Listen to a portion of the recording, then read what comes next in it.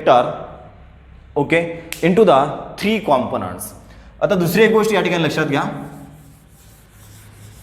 समजा आपल्याला असं दिलेलं असेल vector A and the vector B are the 2 equal vectors. आपल्याला 2 वेक्टर्स दिलेले आहेत आणि त्या दोन्हीचे दोन्ही वेक्टर कसे दिलेत आपल्या ठिकाणी इक्वल वेक्टर्स दिलेले आहेत. समजा ओके समजा आपल्याला असं दिलेलं आहे if vector A is equal to the vector B okay किंवा आपल्याला असं दिलं vector A and vector B are equal vectors means vector A is equal to काय असेल वेक्टर बी असेल. इक्वल वेक्टर्स दिलेले आहेत. ओके तर इक्वल वेक्टरचा मिनिंग काय असतो बघा.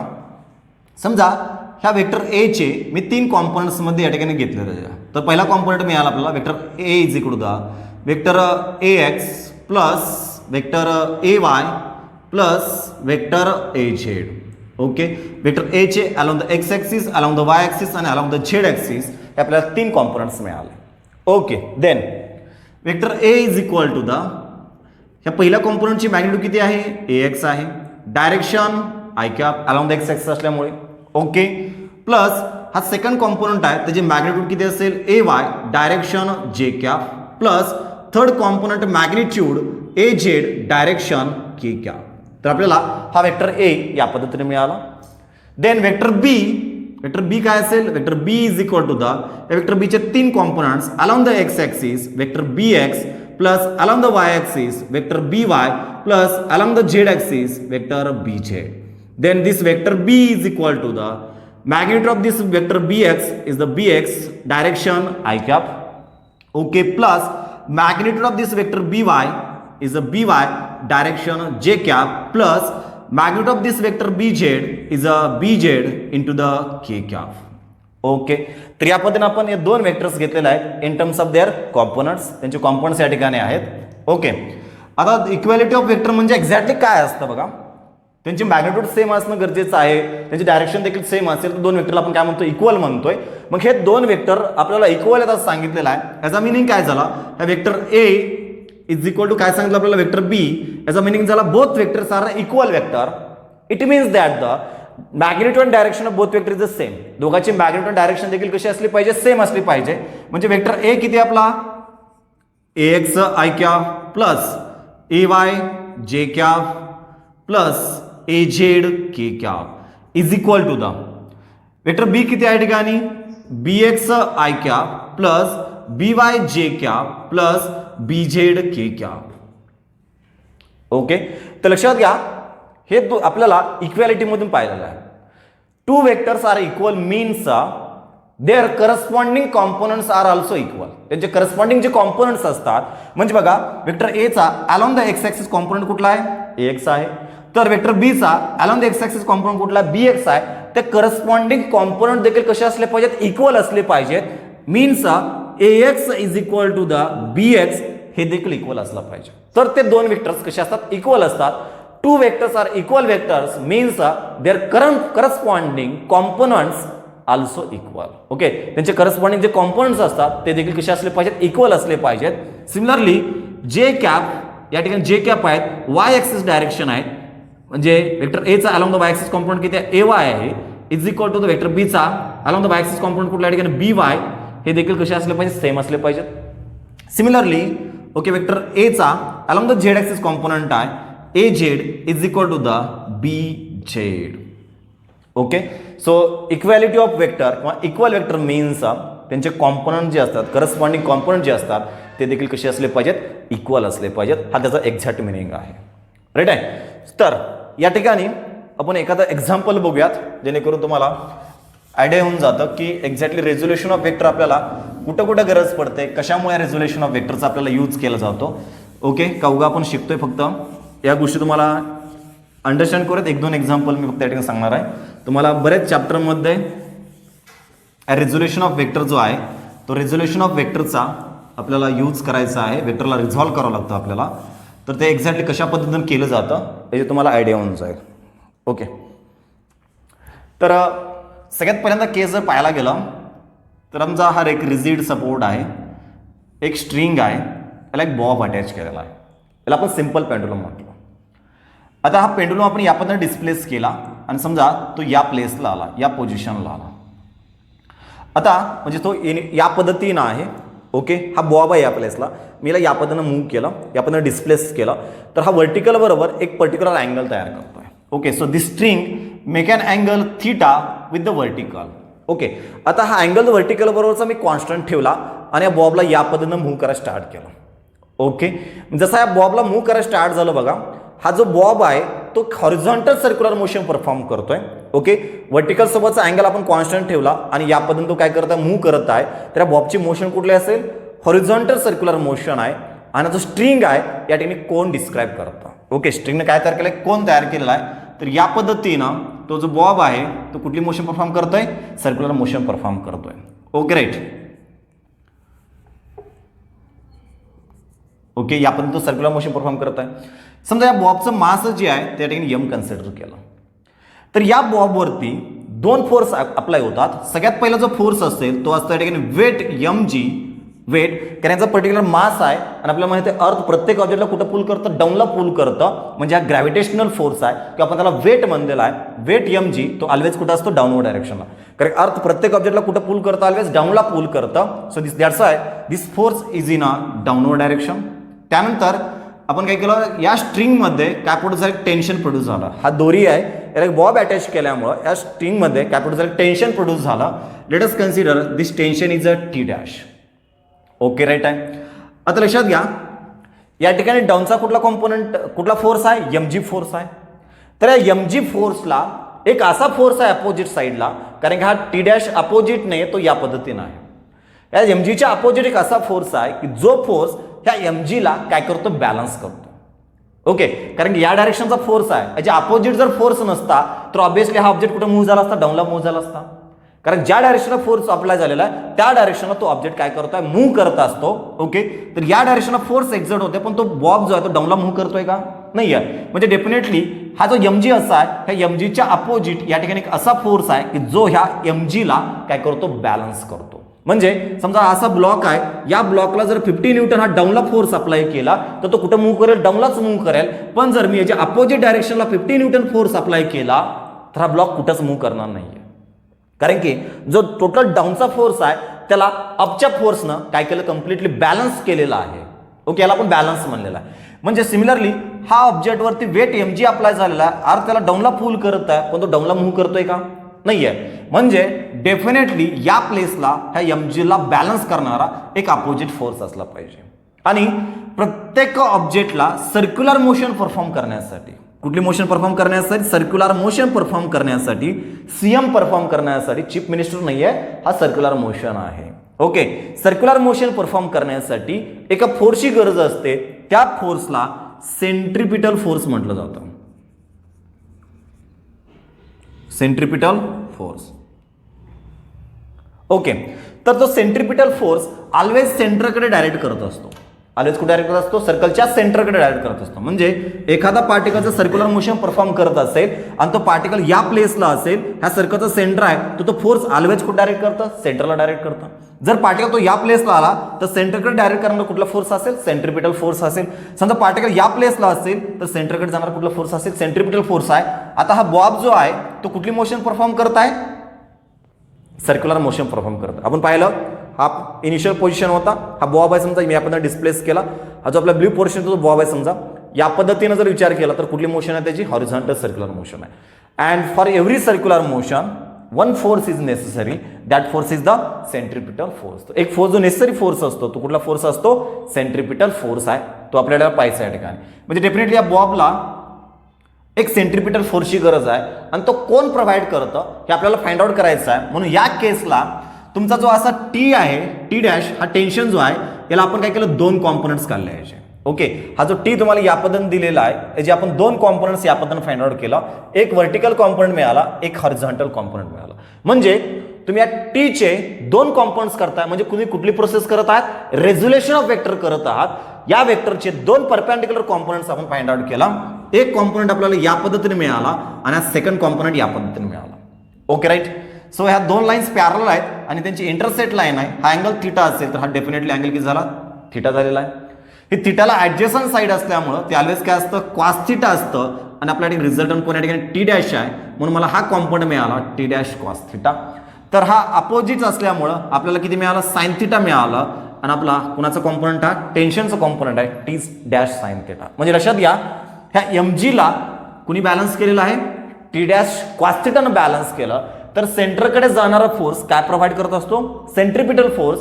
जर त्या ठिकाणी सेंट्रिपिटल फोर्सच नसते, ती सर्क्युलर मोशन नसते. म्हणून या प्लेसला जो रिक्वायर्ड सेंट्रिपिटल फोर्स आहे या बॉबला फॉर द सर्क्युलर मोशन तो कोण प्रोव्हाइड करतो, हा टेन्शनचा जो कॉम्पोनंट आहे. कुणाचा कॉम्पोनंट आहे, दोन टेन्शनचे कॉम्पोनंट जे आहेत टी साइन थिटा, हा काय प्रोव्हाइड करतो, त्याला रिक्वायर्ड सेंट्रिपिटल फोर्स प्रोव्हाइड करतो.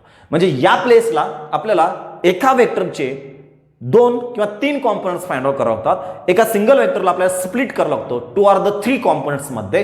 या प्रोसेसला आपण काय म्हणलं होतं, रेझोल्युशन ऑफ वेक्टर म्हटलं. या केसमध्ये आपण त्याचे 2 कॉम्पोनंट्स फाइंड आउट केले. मी एक जनरल एक्झाम्पल तुम्हाला सांगितलं कोनिकल पेंडुलमच्या केसमध्ये. तर मला या पद्धतीचं सिच्युएशन या ठिकाणी कन्सिडर करावं लागतं. ओके. किंवा समजा आणखीन एक गोष्ट तुम्हाला या ठिकाणी समजून सांगतो मी. समजा आपल्याला एक इन्क्लाइन्ड सरफेस दिलेला आहे. So this is the inclined surface. Okay. मग तो हॉरिझॉन्टल असून एक पर्टिक्युलर अँगल काय झाला, इन्क्लाइन्ड झालेला आहे. Let us consider theta be the angle of inclination. Theta काय ठिकाणी अँगल ऑफ इन्क्लायनेशन आहे. आणि हा जो सरफेस आपल्याला दिलेला आहे हा स्मूथ सरफेस आहे असं कन्सिडर करा. हा फ्रिक्शनलेस सरफेस आहे, राईट आहे. आणि या फ्रिक्शनलेस सरफेसवरती मी या ठिकाणी एक ब्लॉक प्लेस केला. आणि आपण जसं त्या ब्लॉकला प्लेस करतो, so this block is having the mass m. त्या ब्लॉकचं मास किती आहे आणि यम आहे असं कन्सिडर केलं. हा जसं ब्लॉकला प्लेस केलं तर आपल्याला माहिती आहे ब्लॉक कुठं मूव्ह करतो, कुठं स्लाइड करेल, डाऊनला स्लाइड करेल. तो डाऊनला कशामुळे स्लाइड करतो, कारण डेफिनेटली या डायरेक्शनला त्याच्यावरती एक फोर्स एक्झर्ट झाला पाहिजे जेणेकरून तो ब्लॉक काय करतो, मूव्ह करत आहे. आपल्याला माहिती आहे कुठल्याही ऑब्जेक्टवरती जोपर्यंत फोर्स एक्झर्ट केला जात नाही तोपर्यंत ऑब्जेक्ट मूव्ह करत नाहीये. सिमिलरली या ऑब्जेक्टवरती एक फोर्स एक्झर्ट झालेला आहे, ज्या फोर्समुळे हा ब्लॉक काय करतो या ठिकाणी डाऊनला स्लाइड करत आहे. ओके. ऍक्च्युअली पाहायला गेलं तर या MG वरती 2 फोर्स एक्झर्ट होतात. नंबर 1 जो फोर्स असतो तो असतो वेट असतो, तो ऑलवेज कुठं असतो, व्हर्टिकली डाऊनवर्ड डायरेक्शनला असतो.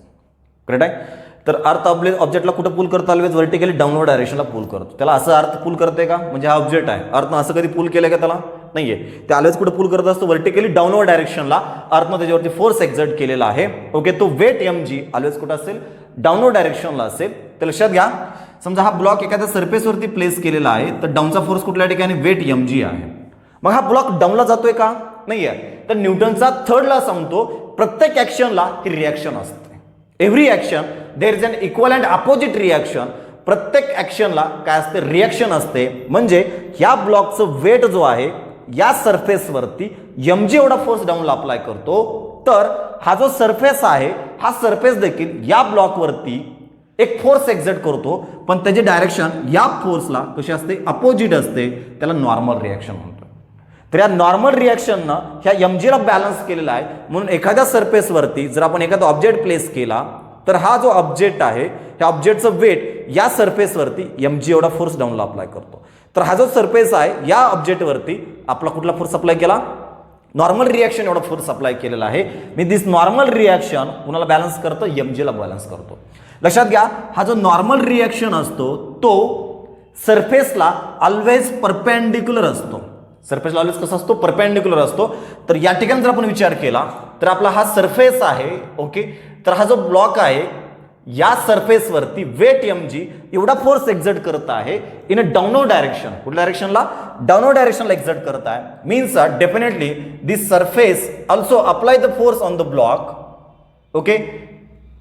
कुठला फोर्स आहे तो, normal reaction, and which is always perpendicular to the surface. हा सरफेसला ऑलवेज कसं असेल, परपेंडिक्युलर असेल. याला काय म्हणलं आपण, नॉर्मल रिॲक्शन. तर हे 2 फोर्स त्याच्यावरती एक्झर्ट झाले. आता लक्षात घ्या हा वेट MG असा आहे, याच्या अपोजिट कुठला फोर्स आहे का, नाही आहे. तो नॉर्मल रिॲक्शन असा आहे, असा नाही आहे. म्हणजे डेफिनेटली ह्या वेटला बॅलन्स करणारा या ठिकाणी एक फोर्स असला पाहिजे. ओके. किंवा या ठिकाणी नॉर्मल रिॲक्शन आहे, नॉर्मल रिॲक्शन सॉरी या ठिकाणी वेट नाही आहे, या ठिकाणी नॉर्मल रिॲक्शन या प्लेसला डायरेक्ट करत आहे. तर नॉर्मल रिॲक्शनच्या डायरेक्शन हा ब्लॉक मूव्ह करतोय का, नाही आहे. बरोबर आहे. म्हणजे नॉर्मल रिॲक्शनच्या अपोजिट एक असा फोर्स असला पाहिजे. नॉर्मल रिॲक्शन आपली या पद्धतीचा आहे, याच्या अपोजिट एक असा फोर्स असला पाहिजे की जो फोर्स या नॉर्मल रिॲक्शनला काय करतो, बॅलन्स करतो. ॲज वेल ॲज या डायरेक्शनला एक फोर्स असला पाहिजे की जो फोर्स त्या ब्लॉकला काय करतो, डाऊनला स्लाइड करतोय. म्हणून आपण काय केलं, हा जो आपला mg आहे त्याचे दोन कॉम्पोनंट्स फाइंड आउट केलं. हा एक कॉम्पोनंट मिळाला आपल्याला, हा एक कॉम्पोनंट मिळाला. परपेंडिक्युलर कॉम्पोनंट्स काढलं तर या mg चे मी दोन कॉम्पोनंट्स काढले. हा पहिला कॉम्पोनंट मिळाला, हा दुसरा कॉम्पोनंट मिळाला. ओके, तर हा अँगल आपल्याला थिटा मिळाला. तरी ॲडजेसंट साईड असल्यामुळं हे आपल्याला किती मिळाली, mg cos थिटा मिळालं. ही अपोजिट साईड आपल्याला या ठिकाणी किती मिळालं, mg sin थिटा मिळालं. म्हणजे या नॉर्मल रिएक्शनला कुणी बॅलन्स केलं, mg cos थिटानं बॅलन्स केलं. तर हा जो वेटचा कॉम्पोनंट आहे, या वेटचा जो कॉम्पोनंट आहे mg sin थिटा, या ब्लॉकला या डायरेक्शनला अप्लाय झाल्यामुळे तो त्याला काय करतो, डाऊनला स्लाइड करतो. तर या ठिकाणी देखील तुम्हाला काय करावं लागतं, रेझोल्युशन करावं लागतं. तर एखाद्या वेक्टरचे आपण स्प्लिटिंग करतो 2 or the more कॉम्पोनंट्समध्ये, 2-3 कॉम्पोनंट्समध्ये आपण या पद्धतीने स्प्लिटिंग केलेलं आहे. त्या प्रोसेसला काय म्हटलं जातं, रेझोल्युशन ऑफ वेक्टर म्हटलं जातं.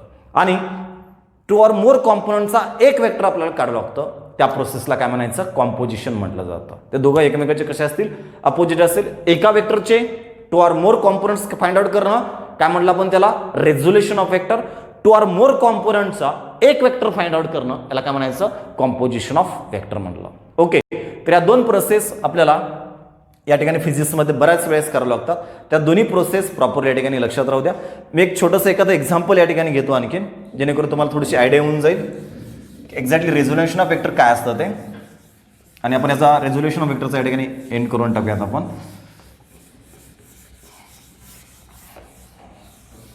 ओके, हा आपल्याला समजा या पद्धतीने दिलेला आहे, a force 10.5 Newton, okay, x on block along a direction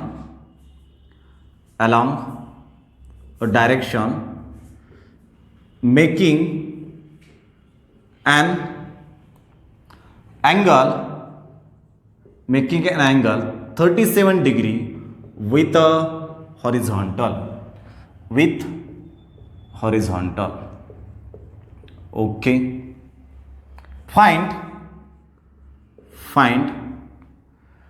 component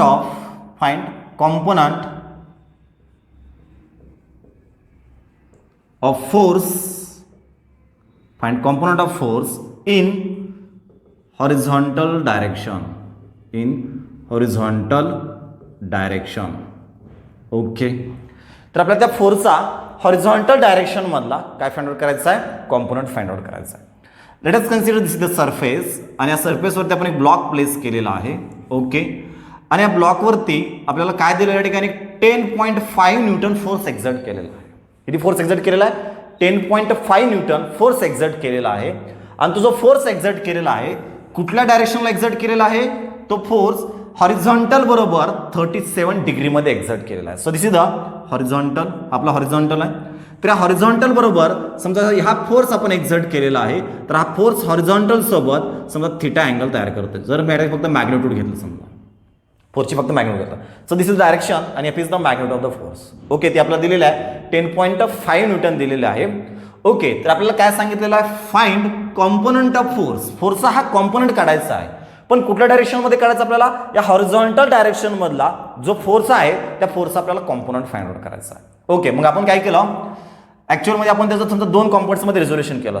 okay, याला आपण स्प्लिट केलं 2 कॉम्पोनंट्समध्ये. हा पहिला कॉम्पोनंट मिळाला, हा दुसरा कॉम्पोनंट मिळाला.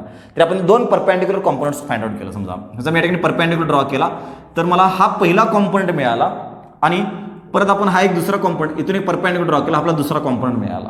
ओके, अँगल थिटा असल्यामुळं हा जो कॉम्पोनंट आहे या कॉम्पोनंटची मला मॅग्निट्यूड किती मिळेल, एफ कॉस थिटा मिळेल ॲडजसंट साईड असल्यामुळे. आणि अपोजिट साईड असल्यामुळे हा कॉम्पोनंट आपल्याला किती मिळेल, एफ साइन थिटा मिळेल. ओके, आपण कॉम्पोनंट्स फाइंड आउट करायची स्टडी केलेला आहे. कारण अँगल किती असेल या ठिकाणी 90 डिग्री असेल. 90 अपोजिट काय असतो, हायपोटेनियस असतो, राईट आहे. तर या ठिकाणी आपल्याला हे ॲडजसंट साईड माहिती नाही आहे, म्हणून आपण या ठिकाणी एफ एक्स कन्सिडर केला. कारण याचा पहिला कॉम्पोनंट आहे, समजा हा वेक्टर एफ एक्स जर असेल, हा पहिला कॉम्पोनंट असेल, त्याची मॅग्निट्यूड झालं एफ एक्स झाला. तर आपण कॉस थिटा जर फॉर्म्युलाइज केला, cos theta is equal to the adjacent side किती ठिकाणी एफ एक्स आहे डिवायडेड बाय द हायपोटेनियस किती ठिकाणी एफ आहे, means F x is equal to the F cos theta. तर हा आपल्याला हॉरिझॉन्टल कॉम्पोनंट मिळाला, अलॉंग द एक्स ॲक्सिसचा कॉम्पोनंट मिळाला. ओके, तो तुम्हाला या ॲक्सिसचा कॉम्पोनंट काढायचा असेल तर तो कुठला आहे, थिटाची अपोजिट साईड असेल या प्लेसला. मग तुम्ही या ठिकाणी साइन थिटा फॉर्म्युला यूज करता. Sine theta is equal to the opposite side जो आहे हा कॉम्पोनंट समजा मी या ठिकाणी वेक्टर एफ आय कन्सिडर केला, म्हणजे आपल्याला ही एफ आयची व्हॅल्यू मिळालेली आहे. या कॉम्पोनंटची ती काय असेल, मॅग्निट्यूड असेल. म्हणजे अपोजिट साईड आपल्याला काय मिळालं, एफ आय मिळालं, divided by the hypotenuse is the F. So finally this F I is equal to the F sine theta. F sine theta हा त्याचा कुठला कॉम्पोनंट झाला, वर्टिकल कॉम्पोनंट झाला. पण आपल्याला कुठला कॉम्पोनंट विचारला आहे, हॉरिझॉन्टल डायरेक्शनचा कॉम्पोनंट विचारला आहे. म्हणून आपण फक्त एवढाच कॉम्पोनंट फाइंड आउट करूया. तर तो कॉम्पोनंट आपल्याला एक्झॅक्टली काय मिळाला बघा. तर या फोर्सचा आपल्याला हॉरिझॉन्टल डायरेक्शनचा कॉम्पोनंट मिळाला एफ कॉस थिटा. राईट आहे. म्हणजे या पद्धतीनं ह्या वेक्टरला आपण काय केलं, रिझॉल्व्ह केलं दोन कॉम्पोनंट्समध्ये. टू कॉम्पोनंट्समध्ये आपण त्याला काय केलं, रिझॉल्व्ह केलं. तर त्याचा हॉरिझॉन्टल कॉम्पोनंट आहे F x is equal to the F cos theta. So finally F x is equal to the F value आपल्याकडे आहे 10.5 into the cos theta. Cos थिटाची व्हॅल्यू आपल्याला दिलेली आहे 37 degree. Okay, so this F x is equal to the 10.5. हा cos 37ची value मी या ठिकाणी 4 divide by 5 घेतलं. Okay, 4 divide by the 5. So finally F x is equal to the 5 आपण divide केलं 2.1 into the 4. So F x is equal to the 4. Okay, 8.4 newton हा त्याचा horizontal डायरेक्शनचा force आहे. ओके, तर या डायरेक्शनला फोर्स किती आपल्याला त्याच्यावरती 8.4 न्यूटन हा त्याच्यावरती फोर्स एक्झर्ट झालेला आहे. तर या पद्धतीनं आपण त्या वेक्टरचं काय केलेलं आहे, रेझोल्युशन केलेलं आहे. एखाद्या वेक्टरला आपण या पद्धतीने काय करतो, रिझॉल्व्ह करतो. तुम्हाला बऱ्याच केसेसमध्ये वेक्टरचं काय करावं लागतं, रिझॉल्व्ह करावं लागतं वेक्टर कॉम्पोनंट्समध्ये. तर त्यावेळेस तुम्हाला हे रेझोल्युशन चांगल्या प्रकारे जमलं पाहिजे. आणि एक लास्ट 2 मिनिटात आपण आणखी एक एक्झाम्पल बघूयात. म्हणजे तुम्हाला एखादा वेक्टर दिला जातो, समजा आपल्याला आपण वेक्टर दिलेला आहे, vector A is equal to the 2i cap plus J cap plus K cap. So this is the given vector. आपल्याला क्वेश्चनमध्ये दिलेला आहे find the magnitude of vector A. So this is the given vector. आणि आपल्याला vector ए ची काय विचारलेला, magnitude विचारलेली आहे. तर आपण वेक्टर ए ला जर जनरल फॉर्म मध्ये रिप्रेझेंट केलं तर वेक्टर एचे आपण 3 कॉम्पोनंट्स आपल्याला एक्स वाय आणि झेड ॲक्सिस दिलेले आहे. म्हणजे वेक्टर ए चे किती कॉम्पोनंट्स दिले आहेत, 3 कॉम्पोनंट्स दिलेले आहेत. तर आपल्याला जनरल फॉर्म्युला माहिती आहे, vector A x plus vector A Y plus vector A z. So these are the 3 components of the vector A along the x axis, along the Y axis आणि along the Z axis. हा आपला general formula आहे. हा आपल्याला given vector आहे. हा कुठला vector आहे ठिकाणी, गिवन वेक्टर आहे. आणि या वेक्टर ए ची काय काढायची, आपल्याला मॅग्निट्यूड फाइंड आउट करायचे आहे. आपण रेझोल्युशन ऑफ वेक्टर मध्ये वेक्टर आर चे 3 कॉम्पोनंट्स फाइंड आउट केले होते बघा, vector R x, vector R y आणि वेक्टर आर झेड.